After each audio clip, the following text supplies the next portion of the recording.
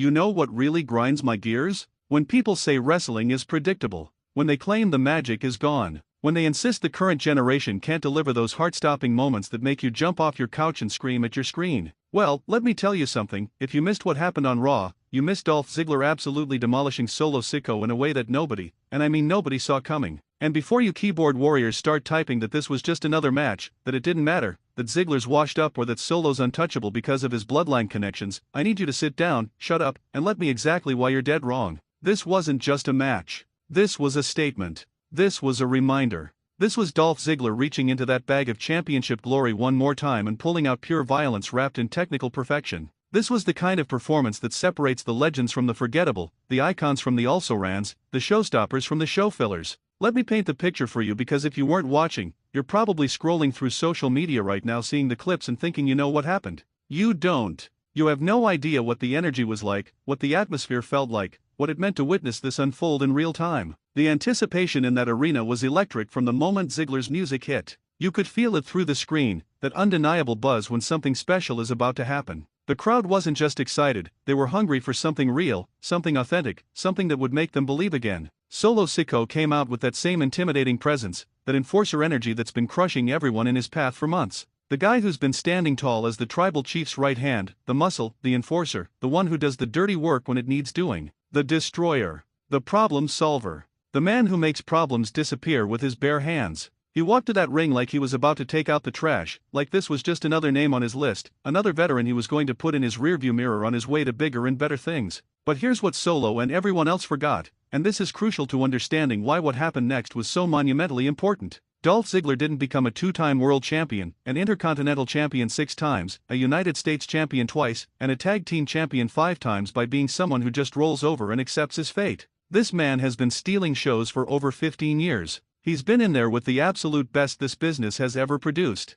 Think about that for a second. 15 years of bumping harder than anyone else, selling better than anyone else, making his opponents look like $1 million while simultaneously proving he belonged at the top of the card. He's sold for giants like Braun Strowman and Kane, he's out-wrestled technical masters like Daniel Bryan and Seth Rollins, he's outpaced high flyers like AJ Styles and Rey Mysterio, and he's outlasted brawlers like Drew McIntyre and Bobby Lashley. Ziggler has forgotten more about this business than most of today's roster will ever learn. He's been through wars, survived burial attempts, overcome creative roadblocks, and consistently, night after night, year after year, proven that he's one of the most reliable performers in the history of this industry. And on this night, on this particular Monday Night Raw, in front of thousands of fans who had maybe written him off, who had maybe forgotten just how good he truly is, he decided to remind everyone exactly who Dolph Ziggler is and why his name deserves to be mentioned alongside the very best. The bell rang and Solo came at him like a freight train barreling down the tracks with no intention of stopping. That's his style, that's his signature approach. Overwhelming power, relentless aggression, make you respect the size and strength advantage from the very first exchange. He backed Ziggler into the corner with those heavy strikes, those clubbing blows that have left so many others crumbled on the canvas gasping for air.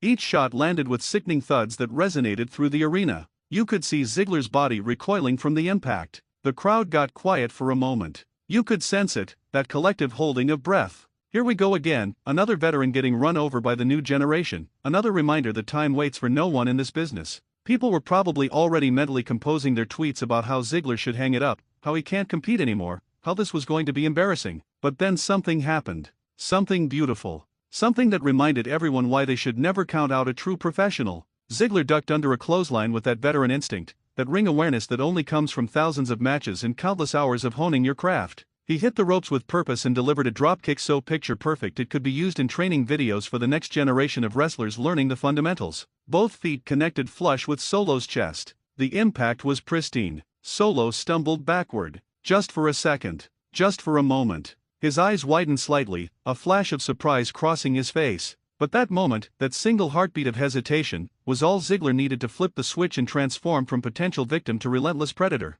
What happened next was a masterclass in professional wrestling, the kind of performance that should be studied in wrestling schools around the world. Ziggler started working that leg with surgical precision. He started picking Solo apart piece by piece, targeting weaknesses, exploiting openings, wrestling with the intelligence and strategy that only comes from years of experience. Every move had purpose. Every strike had intention. This wasn't random offense or hoping something would stick. This was calculated destruction. Every time Solo tried to mount offense, tried to use that power advantage, tried to turn the tide back in his favor. Ziggler was one step ahead like a chess grandmaster seeing 5 moves into the future. Super kick to the knee that buckled Solo's base. Chop block from behind that took the big man completely off his feet. Figure 4 leg lock applied with torque and pressure that had Solo screaming in genuine agony, his face contorted in pain, veins bulging in his neck as he fought against the submission. This wasn't just a veteran having one good match or getting a sympathy win before riding off into the sunset. This was a surgeon performing an operation on live television. This was an artist painting a masterpiece with another human being as his canvas. This was a reminder that wrestling, real wrestling, the art form that we all claim to love, still exists and still matters. Ziggler was methodical, calculated, vicious even in ways we haven't seen from him in years. He knew exactly what he was doing and why he was doing it. Take away the power base. Ground the monster. Make the enforcer feel vulnerable. Make him question everything he thought he knew about his own abilities. Make him realize that size and strength mean nothing against someone who knows every counter, every escape, every way to turn your advantages into liabilities. The crowd started getting behind Ziggler in ways that gave you goosebumps if you were paying attention. You could hear it building like a wave gaining momentum as it approaches the shore. That organic energy that you can't manufacture with piped-in crowd noise, that you can't script with the best writers in the world, that only happens when something genuinely special is unfolding right before everyone's eyes and they recognize they're witnessing something they'll remember. Every near fall got louder, the crowd counting along with the referee, groaning when Solo's shoulder came up, rising to their feet in anticipation. Every kickout brought audible gasps that rippled through the arena like electricity. Solo tried fighting back with everything in his arsenal. He hit the devastating Samoan spike that's put away so many opponents, that's ended matches against former world champions. His thumb drove into Ziggler's throat with vicious intent. The referee counted. 1, 2. Ziggler's shoulder shot up at 2.5 and the place went absolutely berserk. People were jumping, screaming, hugging strangers, totally invested in this moment. Solo's face showed genuine shock. He looked at the referee in disbelief. He looked at his own hand like it had betrayed him. Solo set up for the Samoan drop, lifting Ziggler up with that impressive strength. Ziggler slipped out mid-move with that veteran awareness, landed on his feet like a cat, rolled him up with a small package, another near-fall that had fans tearing their hair out. Back and forth they went, counter after counter, reversal after reversal, each man refusing to stay down, refusing to give an inch, refusing to be the one who blinked first. The pace was relentless. The intensity was off the charts. This was 2 professionals operating at the absolute peak of their abilities, pushing each other to deliver something unforgettable.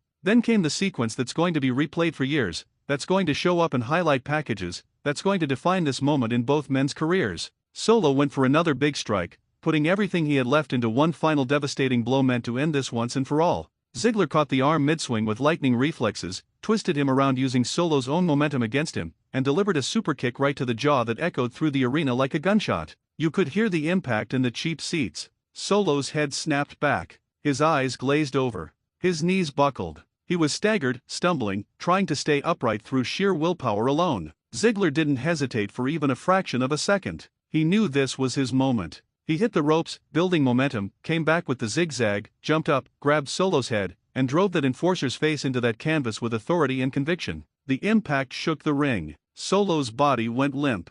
Ziggler hooked the leg, the referee slid into position, and his hand hit the mat. 1, 2, 3. The bell rang and the place absolutely exploded into pure pandemonium. Dolph Ziggler just pinned Solo Sikoa clean in the middle of the ring. No interference from anyone in the back. No distraction from someone at ringside. No fluke roll-up that people could dismiss. Just one man being better than another man on this particular night, outworking him, outwrestling him, and proving beyond any shadow of doubt that experience and skill can still triumph over youth and power. But here's why this matters more than just one win on one episode of Raw. Here's why I'm genuinely fired up about this and why you should be too. Here's why you should care even if you're not a Ziggler fan, even if you've never been particularly invested in his career. This business, this industry that we all claim to love, thrives on moments like this. Professional wrestling needs unpredictability like humans need oxygen. We need veterans who can still go, who can still deliver when given the opportunity, who can remind us why they became stars in the first place. We need young stars who can take losses and become bigger because of them, who can learn and grow and evolve from setbacks rather than being protected to the point where they become stale and unrelatable.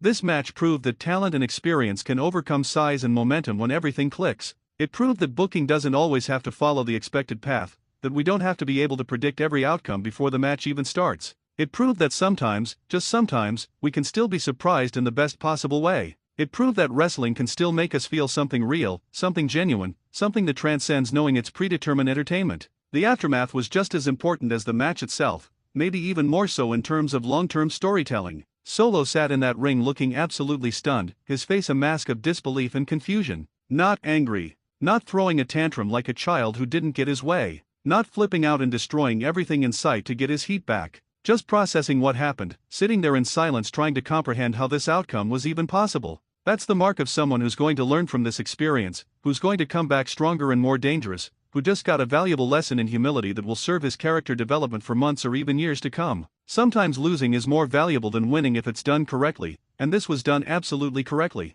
And Ziggler? He celebrated like he just won the World Championship at WrestleMania in front of 100,000 people. Because to him, to us watching, to everyone in that arena, this was just as important as any title. This was validation after years of being overlooked. This was redemption after being told he wasn't good enough or didn't have the look or couldn't be the top guy. This was a reminder that Dolph Ziggler is still here, still relevant, still capable of delivering when it matters most, still able to steal the show when given even half a chance. So to everyone who's been sleeping on Ziggler for years, who's been dismissing him as past his prime, who's been saying he should retire or move to the back to make room for the next generation like he's taking up space that belongs to someone else, this match was specifically for you. Watch it again. Watch how he worked. Watch his timing. Watch his psychology. Watch how he structured the match to tell a story. To everyone who thinks the Bloodline members are invincible, that they can't be touched, that they're above taking clean losses because of their connection to Roman Reigns, this match was a necessary reality check. Wrestling is objectively better when anyone can beat anyone on any given night.